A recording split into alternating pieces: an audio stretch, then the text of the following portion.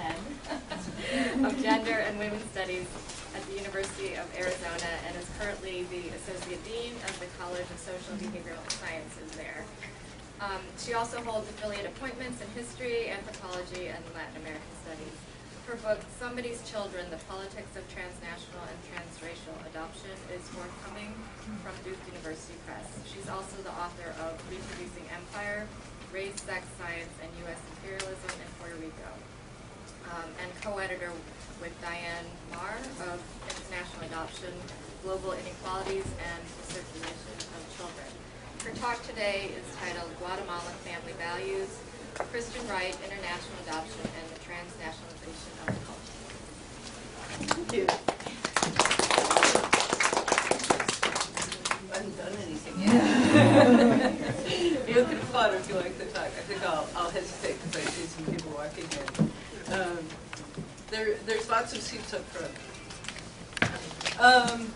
So about a year ago in Haiti, as we all know, a group of Baptists from Idaho was imprisoned for picking up children in Port-au-Prince and attempting to take them across the border into the Dominican Republic without papers. As it turned out, according to the AP Newswire, none of the 33 children was an orphan. All had close relationships with family before they were packed into the Baptist's van. This is not how it's done. The media concluded this is child trafficking. In contrast, though, the offer of Catholic Social Services in Miami to organize an Operation Pierre Pan along the lines of its Cold War efforts for Cuban children, or the Pennsylvania group that got a plane load of children from the Bresma orphanage out of Haiti. Now that was child rescue.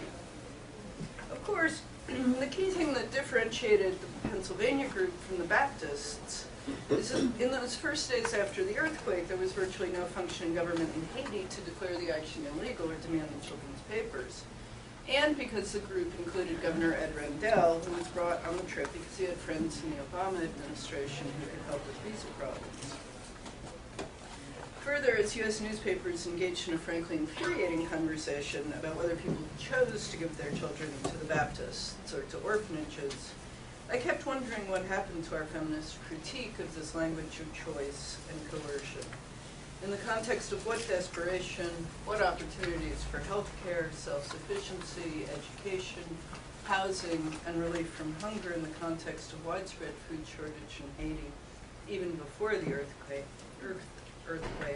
do they think mothers gave their babies to the white Christians? And there is, of course, also a wider question. With 230,000 people dead and a rather desperate need for food, water, and medical supplies, the governments from all over Latin America were sending to Haiti much faster. Why was the United States initially focused on sending troops and taking children? And I want to suggest two kinds of answers to this question by way of my research on nearby Guatemala. First, there's the historical legacy of the Cold War. This is the old script for how you defeat communism. You send troops and take the children to interrupt the intergenerational transmission of bad socialist ideologies. A specter barely banished in Haiti, where liberation theology priest Jean-Bertrand Aristide kept turning up as a name of impoverished people's longings for something more collectivist and less neoliberal. The second answer I would suggest belongs to a form of reproductive governance that's profoundly contemporary.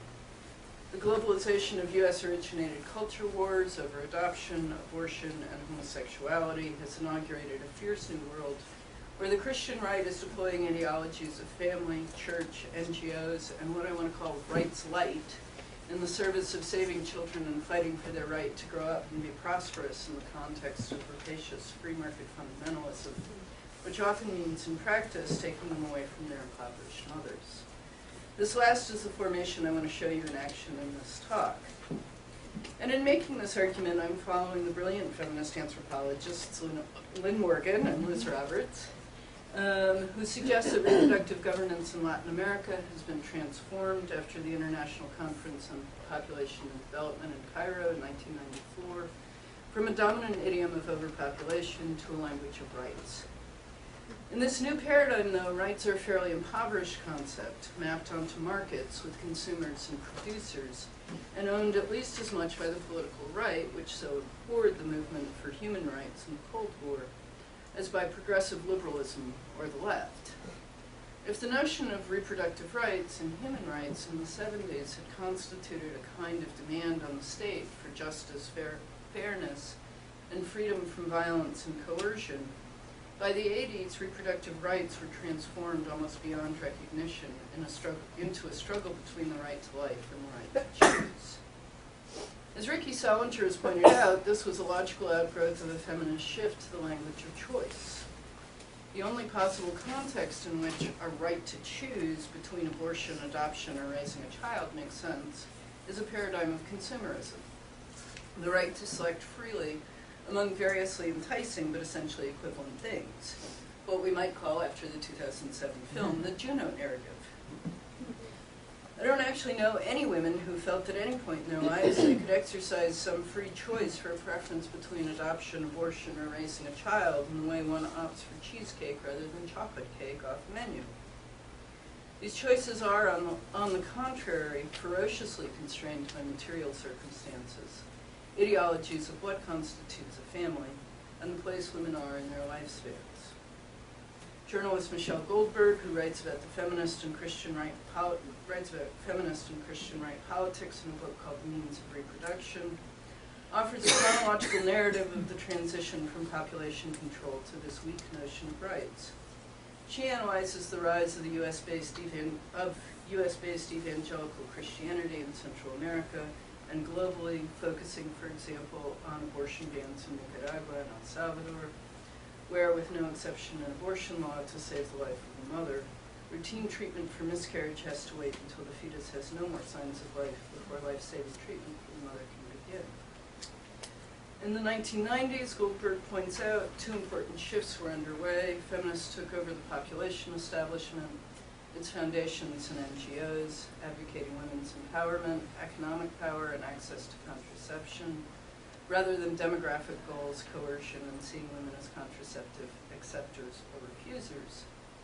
At the same time, a conservative anti-abortion strain in the Catholic Church joined forces with the evangelical Christian right in the context of transnational politics, and U.S.-style culture wars over abortion, abstinence, condoms for HIV prevention, and homosexuality went global, including after 2000 with the powerful backing of George W. Bush's White House and funding.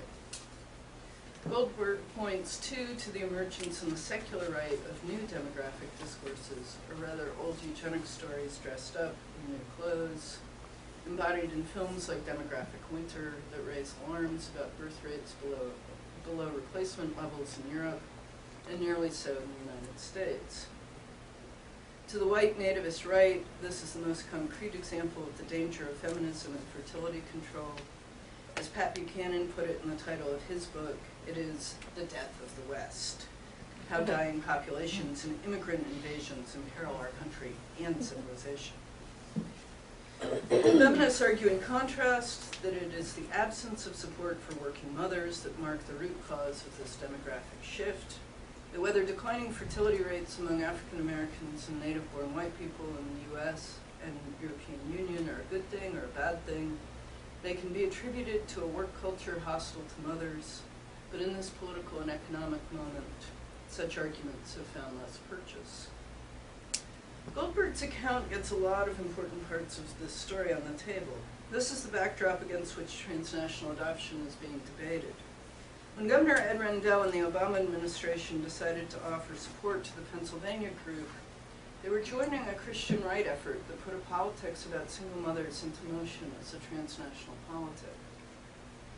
The Bresma Orphanage was run by two sisters, Jamie and Allie McMurdy, as a project of the fundamentalist Keystone Church and its mission organization, Center of Life.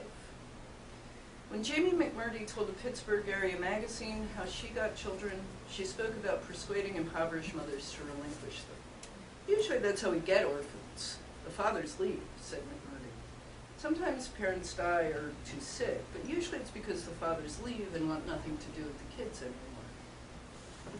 She told the story of how the orphanage began, when she traveled for hours into a rural area to find a family she had heard of, a mother with 3 children, who left her toddlers and young children home alone while she worked all day.